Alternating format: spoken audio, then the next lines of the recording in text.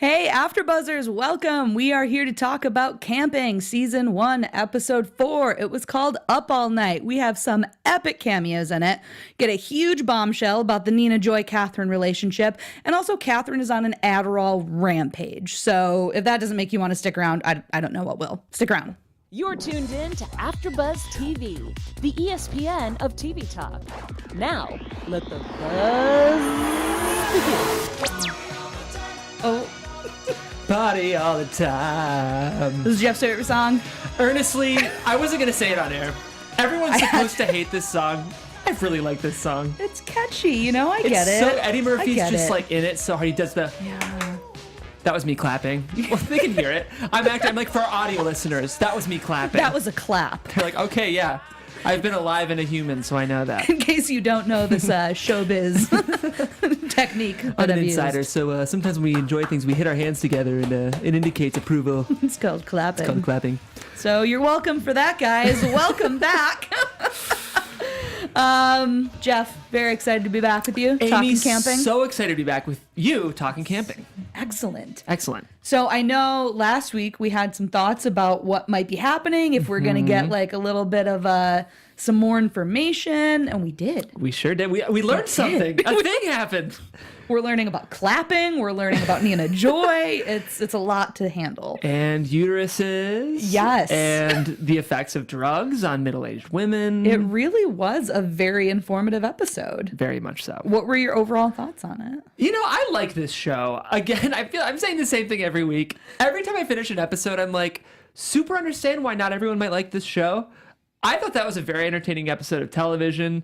Again, I think it's the performances. We got a little Busy Phillips action, a little Nicole Richie action. Yes. Both of them were great. I like this just ruthless takedown of like the hippie sort of like rich but seemingly woke middle class woman. Yes. That is like their target this season, and I'm thinking it's very funny. Yeah, agreed. Well put. I think, yeah, every time they go in after that kind of person, like every time, I think in this episode, Catherine says how her most used hashtag is gratitude. Like lines like that really just, like you said, like focus in on that type of person that they're really just going after. And Yeah. I'm enjoying it very much. Very much. So while you mentioned Busy Phillips, Nicole Richie, I've got it. yeah. There's a third. You keep going. I'll get the third name. We got you, girl. We got it covered. We got got it you. covered. What fun cameos to get to see them. The most fun cameos, Hari Neff. Exactly. That Played was Mia. the most fun as well. No, I loved all three of them in All this. three of them were great. They had Yeah. such a fun chemistry. I believed that they were like annoying longtime college friends. Mm-hmm. I'm not usually one to notice like production design and wardrobe, but like the way they were dressed, I'm like, I want to stay at that camp. Seriously, I was wanted to kinda live there. gorgeous. Yeah, Yeah. it was beautiful. But just like the hats and like the flowy stuff. Yeah. I wonder, this might be something that's kind of specifically California. That's why I'm like, maybe this show isn't resonating with everyone because I feel like I've lived here long enough that like that's a very specific and identifiable kind of moment in person for me. Yeah. And maybe this isn't resonating with middle America because there just aren't many Nias wearing bohemian hats in a camping tent, you know? That's true. But don't you feel like as a Los Angelino, you just like know these people? Oh, yeah. The second you see them, and like you said, props to wardrobe, makeup, props, everyone in that. Because the Props to second you props. saw them, props to props, yo. I'm never going to do that again in my life. But it was just so fun because, yeah, the second you saw it, you were like, oh my God, I know exactly who these girls are. And I can't wait to hear them speak. Yeah, I just feel like in the same way that Girls was sort of so interested in exploring like the delay of adulthood, this is kind of the same thing, right? I mean, Yeah. they're a little more developed, but like I keep feeling like I'm seeing Jessa just show up in all of these episodes. She's everywhere. She's everywhere. Which I'm totally okay with. Right. It's Love like Jessa. it's like the delayed adulthood thing. This is like the delayed parenting thing, or Yeah. like the delayed acceptance of middle age. It's Yeah. just, I think Jenny and Lena just seem super interested in that, like, eternal man-child, but for women Yes. and men. But Yeah. Yeah. Because I mean, in this one, it is kind of a fair mix. Like they're all like, none of them have it together. None of them, all yeah. very much in their own different, hot mess ways. Yeah. But yeah, getting to see the way that all of these adults, quote unquote, that Right. actually haven't figured it out yet, have, this camping trip together. I think is just such a great, raising the stakes. Yeah. Always raising the stakes. Put them all in a campsite together. Absolutely. But I also, so when we were talking about, with the cameos of them coming in, that storyline, let's just jump into it. Love it. We got a little bombshell. We find out a little bit more about Nina Joy and Catherine, that Nina Joy cheated on her husband. And Catherine goes on just a rampage of truth. Right. That should not come out in that way or at that time or in that manner. So what I need clarified, and admittedly I might have missed it, had Catherine told anyone else up until that point that Nina Joy had cheated? I don't believe so.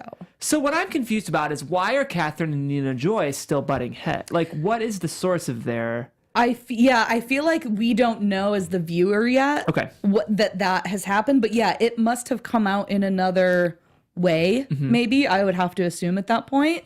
But so I kind of like that they give us that much, but they're not giving us the whole... Everything. Yeah.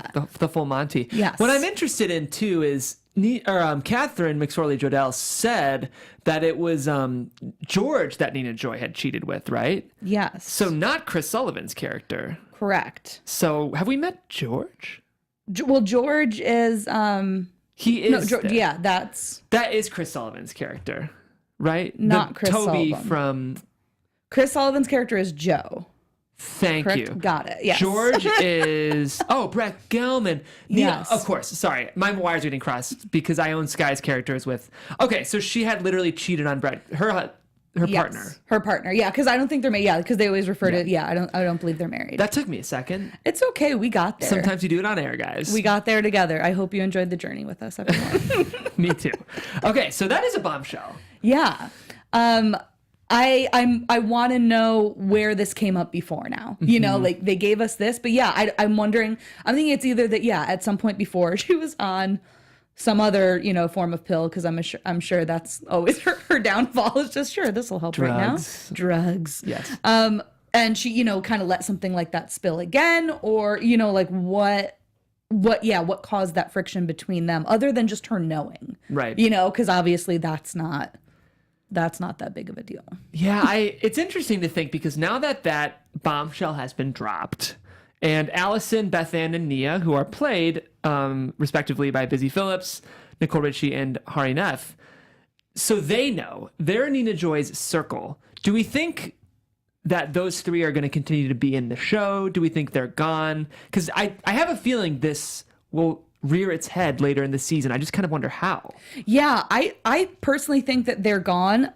I wouldn't be surprised if they pop back in for something quick though. Yeah. In one way or another, which I would be fully on board for because I thoroughly enjoyed them. But yeah, I think that they might kind of there might be something more to that storyline that involves them too. But it was interesting just getting to see Nina Joy like kick back with the girls too, because like she's been so tense between getting called Little Chocolate at the bar and like dealing with Catherine, and like this hasn't been a fun trip for her. Yeah, I feel like Nina Joy is probably the character who has been the least explored so far. She's kind of been our straight man. Yeah. So I'm ready for her to be just as effed up as the rest of these terrible people. Yeah. What is her? Because we know she's also a garbage person. Oh yeah, we totally. just don't know how yet. We just don't know. We're waiting, Nina Joy. That is the one thing that we know about all of them. Yeah. The one common denominator. Yes. And, I kind of feel like this episode, speaking of like the straight man, it was just, I feel like this was it was needed right now to let Catherine just go nuts. Yeah. To just see different people branching off with different people again, but then just have like Nina Joy get to relax, have some like zany characters that pop in, and Catherine just lose her damn mind. She lost her damn mind. She did. Catherine McSorley-Jodell. Let's talk about Jennifer Garner. Amazing. Wow. It's great. I could watch that all day. It's funny. I understand why she dove into this role. It's a small indie show on HBO. This is not the kind of show that always attracts A-listers. Yeah. But I see why, if you're Jennifer Garner, this is an appealing part. It gives her so much opportunity to really flex her muscles, and she's doing it. she is, you can tell she is just loving every scene that she's doing. Like, that's what I really appreciate about a good actor is when you can just feel how much they're enjoying and how much fun they're having with what they're doing. Even when she's being awful, intense, and like, you can just tell that she is so in love with playing this person. Yeah. Speaking of awful, her and Carlene, Ooh, not super nice. yikes. I will say what I really liked about the cameos too, those girls, they're awful too, but they were the nice ones. Yeah. Like, I liked that they actually made them nice human When beings they're who the were nice like, ones, yeah. it's not good. If they're looking at you with what you're saying and going like, yikes, that If was the harsh. poster children for Overheard LA are the quality people in your television show, it's a rough crew. It's bad. It's bad Except for, news. I find Carlene to be very interesting. Yes. I think Yes. like she might be my closet favorite character on the show. I would love to get Ione Skye in here to talk about it because it's a very like understated performance compared to the rest of these wackadoos. Agreed. Yeah. And I know, I mean, early on, we were like, we wanted more from her. And then when we got more, it's like we just keep wanting more of it too. Yeah. And her performance in it it's great because everyone has to have their subtleties in this show just because it's how it's written. Right. But everything that she's doing is just very, you don't want to take your eyes off of her when she's She's on kind of screen. tragic, you know? Yeah. Like definitely the saddest. Yes. I think. Yeah, for sure, for sure. Like between her storyline with her husband and like how they met and the weirdness of that situation, and now to just having to, be sisters with Catherine. That's sad. She's too. just emoting insecurity so well. I think that could be a hard dynamic to play as an actor, actress, because actors by nature are confident. You have to be to enter that business. So when you can really kind of see insecurity in a very intangible way through great performances, I'm always very moved. So I've enjoyed Ione Skye in this a lot as Carlene. Yeah, that's a great point. When she's in the tent, it's not much that she's doing. It's just those little things and kind of like almost kind of crawling inside of herself as Catherine's talking, and you just kind of want to hug her and tell her. Is she the sorry. younger or older sister between the two? I'm not sure if they've. I can't remember. She feels like the younger sister, and I get why that kind of person would be a person if your older sister was Catherine McSorley Jodell. Yeah. Like I feel like that is the result of being the younger sibling of Catherine McSorley Jodell. There's a lot coming at you. Yeah, but I can't say for sure whether or not they are. So if in the comments, if you're listening, if it has been established, we apologize. Let us know who's older. Yes. Yes. Because that actually I'd actually be intrigued if she was older too, because I feel like, either way, that might, it's when you have a sibling that like with such a big personality and such a strong personality that's so like. Well, here's an example. Do you listen to Nicole Byer's podcast? Are you a fan? I don't. So she's a stand-up. She's the host of Nailed It. Oh, okay. She's a UCB girl. She's like this very, very funny, loud stand-up comic, done stuff with UCB, host of Nailed It. She also had an MTV show called Loosely Exactly Nicole. You'd like her a lot. She always jokes, her older sister's literally just like this tiny, silent girl. And she's the older one. So Okay. it happened in the Byer family. It could happen in the McSorley. Well, the McSorley family. The McSorleys. There's no Jodell on Yes. Carlene's name. Yeah. but- So only the McSorley family. Yes. So, okay, let's kind of, and again, they're kind of doing the same thing as they have been, where they're having different people branch off, but Jandis and Joe always finding each other. Yeah. So I think it's interesting that they actually went there in this episode of him, going for the kiss. I know. Especially because if we're already feeling bad for Carlene, that would just break my heart if she got cheated on. Yeah. Yeah, this is messy. Yeah. Did you feel like Jandis had a moment of being into it, or do you think she knew it was a no-no? I think she knew it was a no-no, but because of what like a free spirit she is and like just how into that moment she was, I think she was more into the moment than into him in the moment. Whereas he read it as we're having a moment together. Yeah, Janice is the kind of person who could like spank you, but it's like a very non-sexual spank. Like I feel like she's just like so touchy-feely that it would be very easy to misread her energy as something sexual. Yes. Part of that owes to Juliette Lewis's amazing performance on this show. Yeah. I think she's so good. Yeah. It's I've always enjoyed watching her. Like whatever she's in, she is that person too that you just want to watch her on screen. Yeah. But especially like this is one of those roles that you're just like, wow, it couldn't be more perfect. The writing, the specifics that they gave her in this, when her and Miguel were talking about she's talking about the wedding that she wants to We'll have. just go by the ocean and just like lay in the sand and F all night. And I was like, this is like the least romantic pitch for a romantic moment. She wanted to find an adorable Mayan priestess to marry them. Oh God. Again, I would give anything to be a fly on the wall in the writer's room when someone came up with the line, some adorable Mayan priestess. Oh, these people.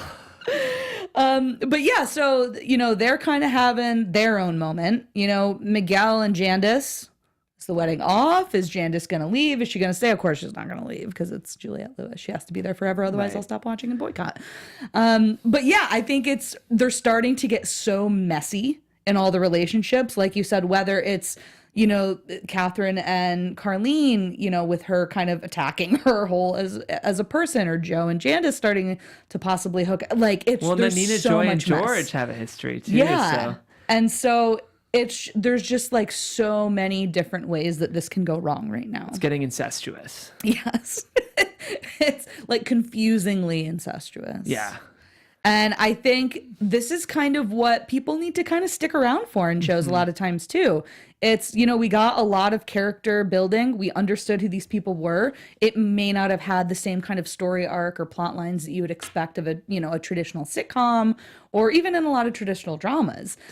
Speaking of traditional sitcoms and dramas, Amy, Yes. we cover them here as well because we're AfterBuzz TV guys, and we cover literally anything that could be airing on television. I'm sure some of you guys are sort of the more hipster HBO sort of mumblecore indie dramedy fans, but some of y'all, we got Modern Family. We cover Shaws of Sunset. We cover General Hospital. We cover everything here, guys. What I want you to know is, from dramas to reality TV to sci-fi, there's no network that works harder to serve television fans. But right now we need your help. We're asking that you would please subscribe to one or more of our YouTube channels. I gotta say, guys, especially this channel, our comedy channel, it needs some love. So if you wanted to hit that subscribe button for us, it would mean a lot. We do this missionally, we love television just as much as you. So if you could give back, that would be amazing. But it's also in your favor, guys, because by subscribing to our YouTube channel, YouTube will suggest content that's tailor-made for you, and you'll help our network continue to grow. I'm always worried about notifications when I subscribe to stuff. Yeah, same. We know we get so much crap email all the time. I don't want more junk. But luckily, guys, YouTube is very customizable, and all those emails and subscriptions are optional. So literally, this is just designed to help you out. So guys, hit that subscribe button. Let us know you did. We'll shout you out on air. For now, thanks for being the best fans ever, and for helping us become the ESPN of TV talk. Yes. Yes. Well said. Thank you, Amy. Well said. Thank And you, thank you. when you were saying how like the comedy channel could use a little extra love right now, it's interesting because I know people really love like hashing out the details of a drama. Yes. I find it to be you have to do the same with comedy. Someone will watch a drama a couple times because they're like, oh, you always miss something, a plot line or a twist. I have to watch every comedy like 3 or 4 times because there's always a joke you'll miss. Absolutely. Or there's always a nuance that you miss, or a character, there's Yeah. always something. Small So, moments. Comedy is yeah. even tougher to act and write than drama. So Yeah. this deserves just as much in-depth, thoughtful criticism as our drama. So hit that subscribe button, guys, and help us spread the love of comedy. We know you love comedy because you're watching this show. This is true. This is true. This is true. So I think at this point, what I would like to talk about is how sad it is that Walt had so much satisfaction ripping up a mattress. Here's my one thought on the Walt of it all. I feel like we're not getting quite enough Walt. I agree. I think he might be the most unexplored character so far. Yeah. And it's David freaking Tenny Tens. Tenny Tens. I mean, that's what we call them. That's what we as call 'em. best friends, the BFF crew. Yes, I just want to see more David Tennant, and I want to get to know Walt better because right now he's really just Catherine's whipping boy. Yeah. Which is fine, but like I know there's more to him, and because David Tennant is such an unbelievably good actor, I don't yet feel like the writing has really given him the chance to flex. No, I agree, and I think it's an embarrassment of riches. Yeah. They have such an incredible cast, but it's so big for a 30-minute show. Right. It's so big. There's so many great character stuff being written, or so much great character stuff being written. There's so many great actors, and I feel like they are struggling at times to get everyone in. Right. For the most part, it's, again, due to the directing and the editing on this show. They're doing a brilliant job of trying to do it. I think they're getting as close as you can with a cast that big. in a sitcom format and in a shorter show. But that's, again, I wish it was longer. Yeah. I wish they had gone with a longer format for this. Definitely. But I have a feeling we're going to get more Walt. It is hilarious to think that he destroyed the mattress. And he was just, the look on his face as he went to bed. Yeah. And she was wondering where that one mattress was that she could tell was not there. That's some dark stuff, though, man. That is some passive aggression. He went out. Talk about a good actor. Yeah. He went after that thing. I was feeling the rage right with it. Feeling the rage. That was a funny moment. It was a nice, they act out these, they really button these episodes up well, you know? Yeah, they really do. It always ends on kind of like a weird, funny note that kind of is still very character driven. Yes, as much of a cliffhanger as you could give us, when there aren't necessarily the most cliffs in a show like this. Definitely a lot of hangers, though. True. A lot of hangers, even if there's no cliffs. Exactly. Yeah. I agree with this. And then, so with the Miguel Jandis thing, what are your thoughts? Where do you see that going right now? First of all, I'm really liking Arturo Del Puerto, that's his name, in this show. Love him. He's really likable, and again, he's an example of someone who maybe in a different life would have his shit together more, but he just went through a divorce. So, if anything, he might be the most justifiably off the rails. Yeah. And I can tell he really does like Jandis. He just doesn't know how to necessarily do the whole Jandis thing. Yeah. I mean, who of us would? I don't think anyone has the guidebook on that one. Yeah, if you can write us the Jandis guidebook, let us know. But yeah, I'm enjoying his performance a lot. And there is part of me that feels like I kind of like them. I am kind of shipping them, you know? I think they're both a mess, but I do think there's a lot of passion there. Yes.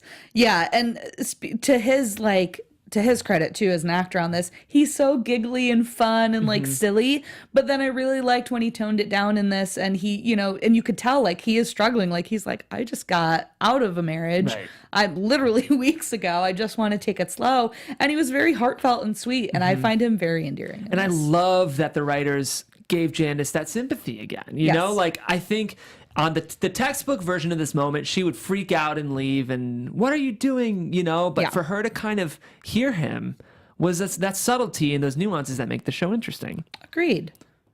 So I'm if they ended up together at the end of the season, I'd be happy. I would as well. In a weird way, are they the most stable couple on this show? I think they are. They're definitely having the most sex. Yeah, that is for sure. Which is a thing. That's an important component to a relationship, Yeah, I mean, if you look at the two extremes of Catherine and Walt, and then Jandis and Miguel, I mean, it's... Yeah, you could argue Jandis and Miguel are healthier than Walt and Catherine McSorley Jodell. I think most people are healthier than Walt and Catherine McSorley Jodell. Yeah, it's a fair point. Well, camping. Speaking of camping... What do you say do we have a camping story? We have a camping story. All right. I found this one also on Reddit. We'll see how this goes. All right. Okay. This wasn't camping exactly, but I managed to resort in the Adirondacks for several years. This place is old and rustic. It's miles from civilization and very peaceful. It was built in the 1920s and had a somewhat sordid past. It was built for a Canadian senator who would run rum down from Canada during Prohibition. Interesting. That's cool. We still had the underground locked safe room where he would store the booze, as well as hidden booze hiding areas underneath some of the cabins. Calvin Coolidge stayed at the camp across the pond during his presidency and would visit my camp for the spirits, I'm sure. That's pretty cool. I like that history. I like that. Anyway, I met a girl and decided to sleep out under the stars of the camp's peninsula. Well, it started to rain, so I suggested we sleep on the screened-in porch of the boathouse, which I thought was a pretty good compromise. So after we were all set up, it was getting pretty late, about 1:30 a.m. or so. We were laying there, and I was all toss-turn about a half an hour. That's not a sentence.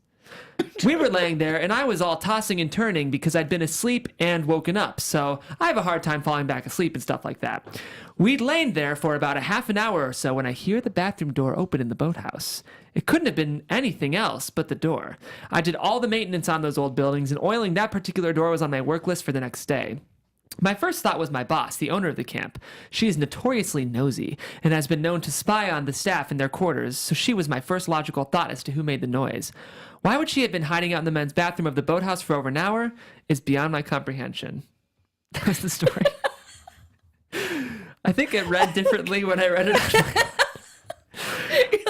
that I'm saying this out loud. So basically, some dude laid in a boathouse with another girl, and maybe his boss watched. Yeah. That feels like a Catherine McSorley, Jodelle thing to do. It kind of does. I like the history though. Yeah, I like the history lesson part up was top. definitely the best part. Well, guys, this comes from Amina Vervosa on Reddit. So, All right. thank you. Should we get MVPs? Let's do some MVPs. Yeah, let's do some MVPs. I have to Jen Garnes on this one. You know, Yeah. She was so good. It was so much fun to see her play under the influence of something. And I'm not an actor, but I've heard that's the hardest thing to do because people who are under the influence of something, their main goal is to show that they're not. So they have to show you that they are while still showing that their character wouldn't want you to know that they are. Exactly.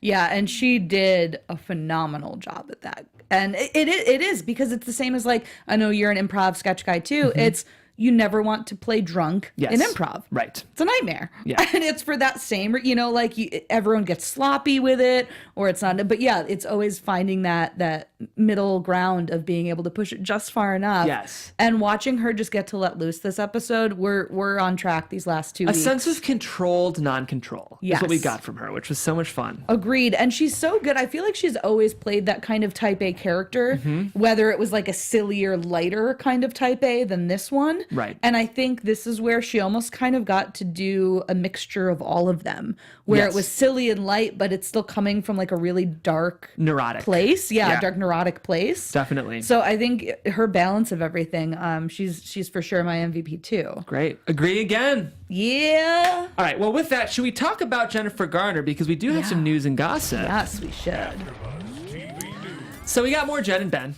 I think, again, we applauded them last week for being a great example of an amicably divorced couple. Yeah. And they actually went to church the other day. They brought their 3 kids, and what ET reports is that though they have moved on romantically, Affleck and Garner have still remained close, with Garner driving her ex to rehab earlier this year, which is very impressive. Yeah. He's continuing treatment for alcohol. He's sober now, and he's returning to everyday life in his career. In terms of their church outing, I think they do that, especially to show their kids an example of what's important to them as a family. Yeah. But we do have a little bit more about Jen and John Miller. A source tells ET that the two of them went for romantic dinners far out of town, and that John is warm, funny, and incredibly smart. He's the real success in the business world and has no interest in being in the entertainment industry, which at this point is probably very appealing to Jen. Yeah. Affleck, meanwhile, ended his brief romance with Playboy model Shauna Sexton in October, due in part to Garner's influence, which we had to say at the top of the show before we went live. The idea of Jennifer Garner telling Ben Affleck that it's not good or healthy to date a 22-year-old Playboy model, whether or not she's right, very Catherine McSorley Jodelle. Totally channeling Catherine. Totally channeling CMJ or KMJ. Close friends were honest with him about being in a relationship with someone who's only 22 years old. Jen's opinion still truly matters to Ben. Jen tried to be supportive of his relationship with Lindsay, but she couldn't get behind it. I gotta say, if I was in my 40s and my ex was dating a 22-year-old Playboy model, I might not love it either. Yeah, I don't know that I'd get behind that one either. So I guess with the kids too, to think that Yeah. one of their kids is like 14 and to date someone who's only 6 years older than your oldest kid. yikes. I get it. Yikes. Yeah. Well, again, I like both of them and I wish them the best. That's why it is nice to see like a story like that because you don't see those stories. You really don't. And they really should be talked about more. Yeah. When you actually do get to see them, like people being adults, not like the people on camping. Not like the people on camping. Not at all. They Definitely would not be handling it well. Well, Jen and Ben. Good job. Tally ho. We applaud you. Yes. Good job. With more clapping. See? Yes. As a callback. As a callback. Ooh. And our producer Juliet in the booth Yes. with the claps. Juliet has been watching the show here and there, so we are pushing her to catch up with us so we can get her thoughts as well. Yes, yes. Juliet, get on it. I will do. All right, awesome. Okay, should we predict? Yeah, I think we should predict. Okay. And now, your Afterbuzz TV predictions. Okay. In the next episode, I'm seeing a Jandis, Catherine, maybe not a blow up, maybe not. I am seeing them having a majority of scenes together. Why Janice and Catherine? I really just think it's time for them to come together, whether it's in the next episode or the one after. I think so much comedy comes from anytime they interact, or even if they're just talking about one another. Yeah. And I really want to see them have like a really solid storyline together. And so that's what I'm really pulling for. I hope so. I Yeah. love that pitch. I'm going to say that I'm anticipating more from Walt.